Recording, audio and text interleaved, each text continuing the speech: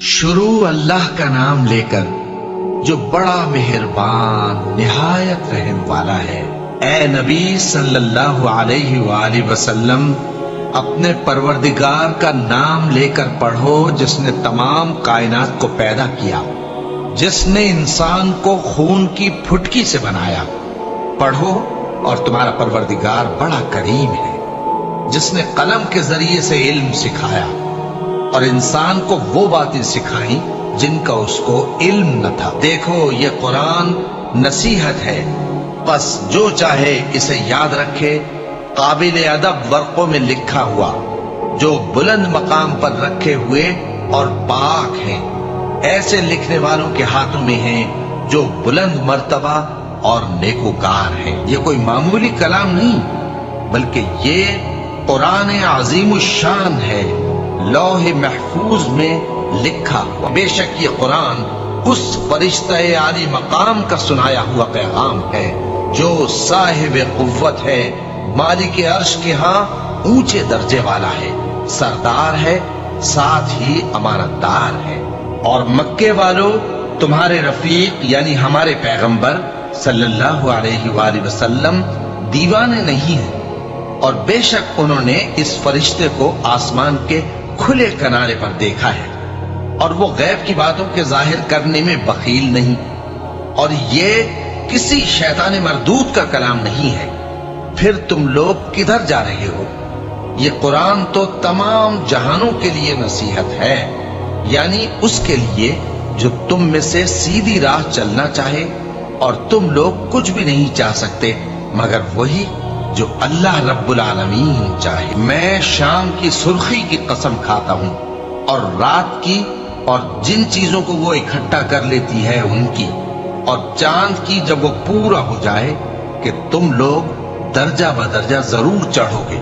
تو ان لوگوں کو کیا ہوا ہے کہ ایمان نہیں لاتے، اور جب ان کے سامنے قرآن پڑھا جاتا ہے تو سجدہ نہیں کرتے، بلکہ کافر جھٹلائے جاتے ہیں، اور اللہ ان باتوں کو جو یہ اپنے دلوں میں چھپاتے ہیں خوب جانتا ہے۔ اے نبی صلی اللہ علیہ وآلہ وسلم، ہم نے تم پر قرآن بتدریج نازل کیا ہے، تو اپنے پروردگار کے فیصلے کے لیے انتظار کیے رہو، اور ان لوگوں میں سے کسی بدعمل اور ناشکرے کا کہا نہ ماننا، اور صبح و شام اپنے پروردگار کا نام لیتے رہو، اور رات کو بڑی دیر تک اس کے آگے سجدے کرو اور اس کی پاکی بیان کرتے رہو۔ یہ قرآن تو نصیحت ہے، جو چاہے اپنے پروردگار کی طرف پہنچنے کا راستہ اختیار کر لے، اور تم کچھ بھی نہیں چاہ سکتے مگر جو اللہ کو منظور ہو۔ بے شک اللہ جاننے والا ہے، حکمت والا ہے۔ اور اے پیغمبر صلی اللہ علیہ وآلہ وسلم، وحی کے پڑھنے کے لیے اپنی زبان کو تیز تیز حرکت نہ دیا کرو کہ اس کو جلد سیکھ لو۔ اس کا جمع کرنا اور پڑھانا ہمارے ذمے ہے، سو جب ہم اسے پڑھا کریں تو تم اس کو سنا کرو اور پھر اسی طرح پڑھا کرو۔ پھر اس کے معانی کا بیان بھی ہمارے ذمے ہے۔ کچھ شک نہیں کہ یہ قرآن نصیحت ہے، تو جو چاہے اسے یاد رکھے، اور یاد بھی تبھی رکھیں گے جب اللہ چاہے۔ وہی اس لائق ہے کہ اس سے ڈرا جائے، اور وہی معاف کرنے والا ہے۔ اے کملی میں لپٹنے والے، رات کو قیام کیا کرو مگر تھوڑی سی رات، یعنی نصف رات یا اس سے کچھ کم قیام کرو یا کچھ زیادہ، اور قرآن کو اچھی طرح ٹھہر ٹھہر کر پڑھا کرو۔ ہم عنقریب تم پر ایک بھاری فرمان نازل کریں گے۔ کچھ شک نہیں کہ رات کا اٹھنا نفس کو سخت پامال کرتا ہے، اور اس وقت ذکر بھی خوب درست ہوتا ہے۔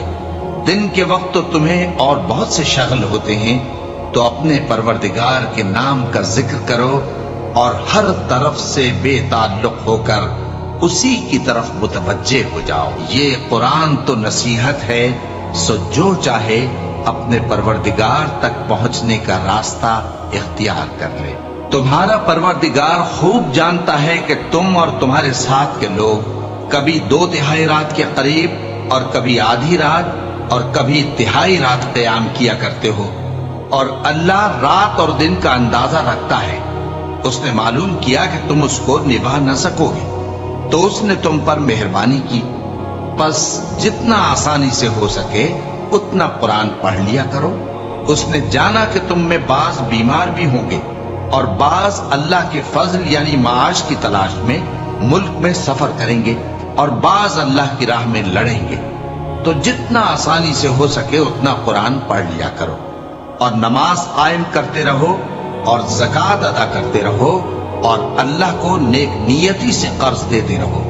और जो अमल नेक तुम अपने लिए आगे भेजोगे उसको अल्लाह के यहाँ बेहतर और सिले में बहुत अजीम पाओगे। और अल्लाह से बख्शिश मांगते रहो, बेशक अल्लाह बख्शने वाला है, मेहरबान है। ऐ पैगंबर सल्लल्लाहु अलैहि वसल्लम, लोगों से कह दो कि मेरे पास वही आई है कि जिन्नों की एक जमात ने इस किताब को सुना तो कहने लगे कि हमने एक अजीब कुरान सुना जो भलाई का रास्ता बताता है, सो हम उस पर ईमान ले आए और हम अपने परवरदिगार के साथ किसी को शरीक नहीं बनाएंगे। तुम्हें क्या हो गया है?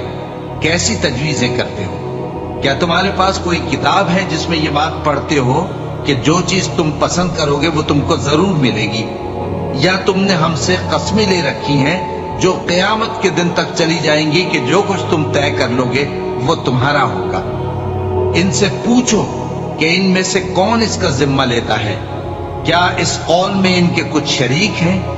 अगर ये सच्चे हैं तो अपने शरीकों को ले आए। तो मुझको इस कलाम के झुटलाने वालों से समझ लेने दो। हम इनको आहिस्ता आहिस्ता ऐसे तरीक से पकड़ेंगे कि इनको खबर भी न होगी। और मैं इनको मोहलत दिए जाता हूँ, मेरा दांव बड़ा मजबूत है। और काफिर जब ये नसीहत की किताब सुनते हैं तो यूं लगते हैं कि तुमको अपनी निगाहों से फिसला देंगे और कहते हैं कि ये तो दीवाना है। और लोगों, ये कुरान तमाम जहानों के लिए नसीहत है। अगर हम ये कुरान किसी पहाड़ पर नाजिल करते तो तुम उसको देखते कि अल्लाह के खौफ से दबा और फटा जाता है।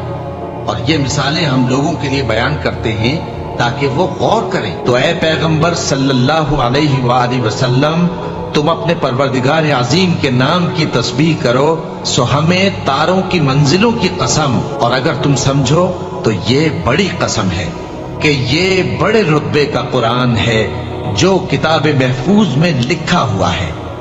इसको वही हाथ लगाते हैं जो पाक है। ये रब्बुल आलमीन की तरफ से उतारा गया है।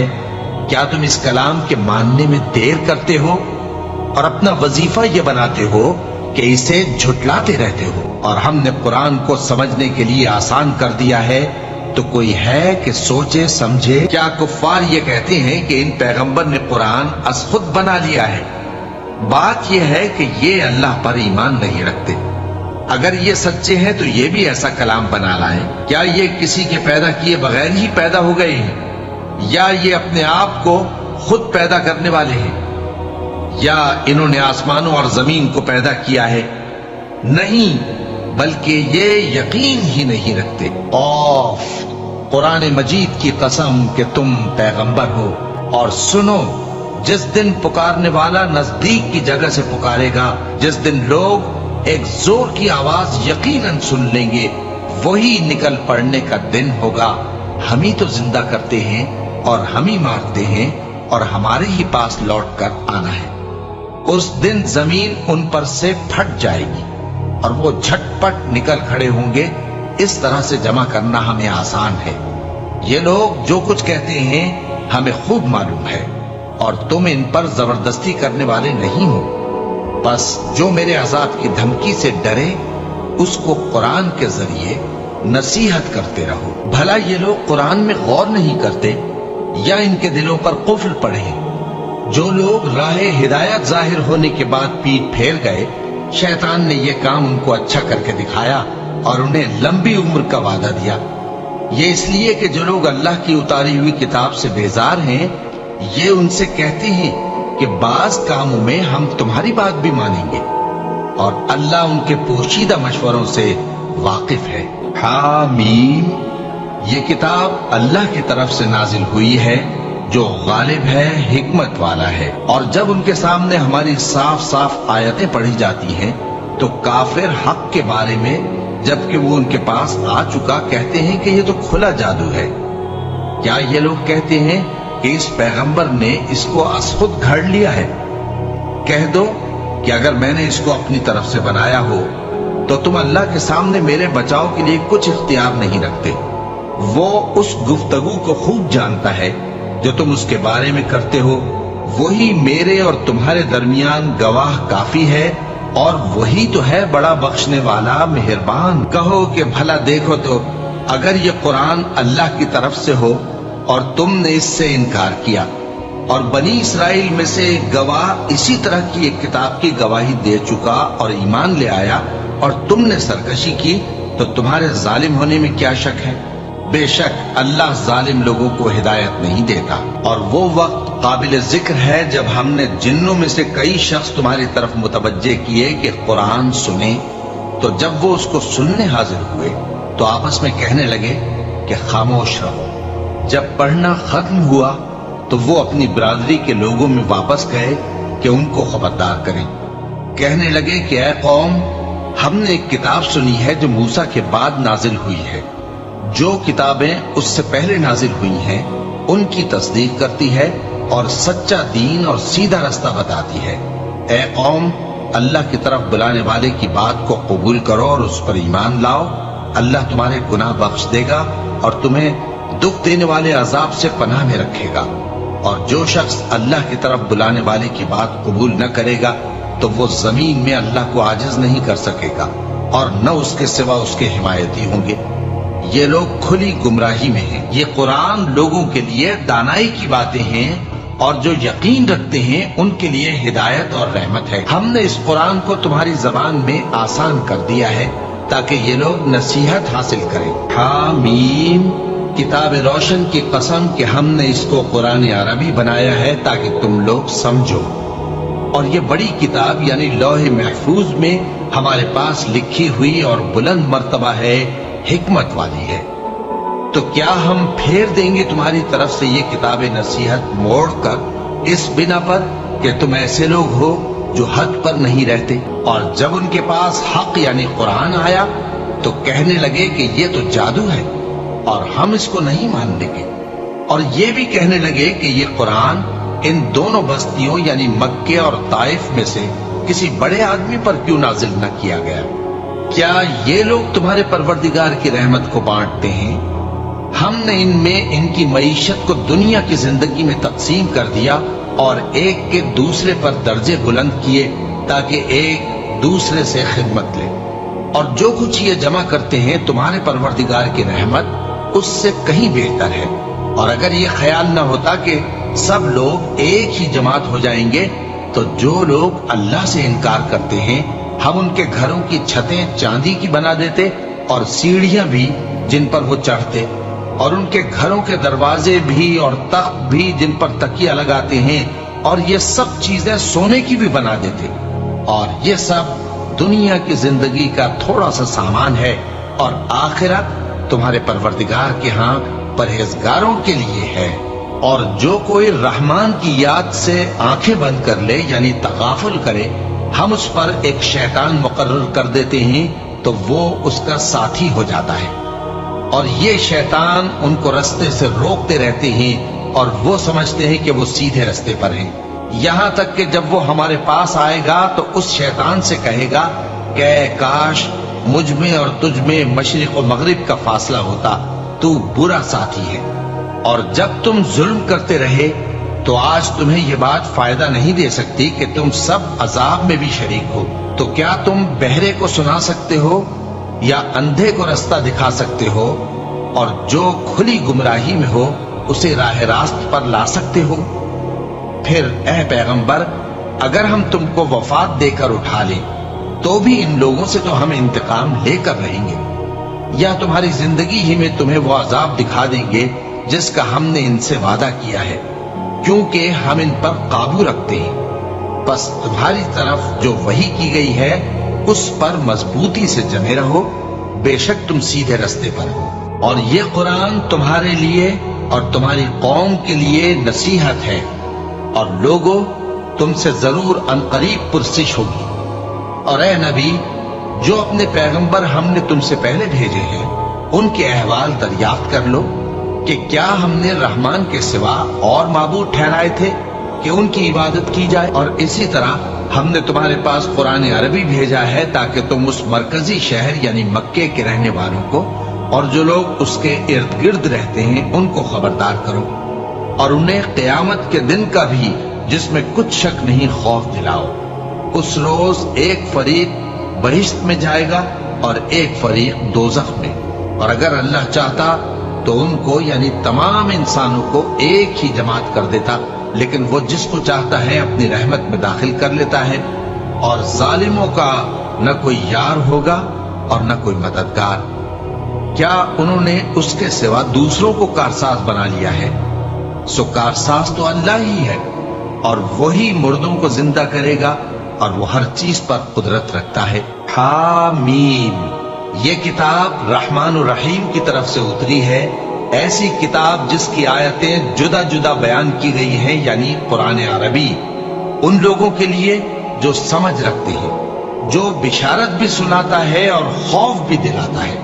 لیکن ان میں سے اکثر نے منہ پھیر لیا اور وہ سنتے ہی نہیں، اور کافر کہنے لگے کہ اس قرآن کو سنا ہی نہ کرو، اور جب پڑھنے لگے تو شور مچا دیا کرو تاکہ تم غالب رہو۔ سو ہم بھی کافروں کو سخت عذاب کے مزے چکھائیں گے اور ان کے برے اعمال کی جو وہ کرتے تھے سزا دیں گے۔ جن لوگوں نے نصیحت کو نہ مانا جب وہ ان کے پاس آئی، حالانکہ یہ تو ایک عالی رتبہ کتاب ہے، اس میں جھوٹ کا دخل نہ آگے سے ہو سکتا ہے نہ پیچھے سے۔ یہ کتاب حکمت والے خوبیوں والے کی اتاری ہوئی ہے۔ اے پیغمبر، تم سے وہی باتیں کہی جاتی ہیں جو تم سے پہلے پیغمبروں سے بھی کہی گئی تھیں۔ بے شک تمہارا پروردگار بخش دینے والا بھی ہے اور عذاب علیم دینے والا بھی۔ اور اگر ہم اس قرآن کو غیر عربی زبان میں نازل کرتے تو یہ لوگ کہتے کہ اس کی آیتیں ہماری زبان میں کیوں کھول کر بیان نہیں کی گئیں؟ کیا خوب کہ قرآن تو عجمی اور مخاطب عربی۔ کہہ دو کہ جو ایمان لاتے ہیں ان کے لیے یہ ہدایت اور شفا ہے، اور جو ایمان نہیں لاتے ان کے کانوں میں گرانی یعنی بہرا پن ہے، اور یہ ان کے اندھے پن کا باعث ہے۔ ان کو گویا دور کی جگہ سے آواز دی جاتی ہے۔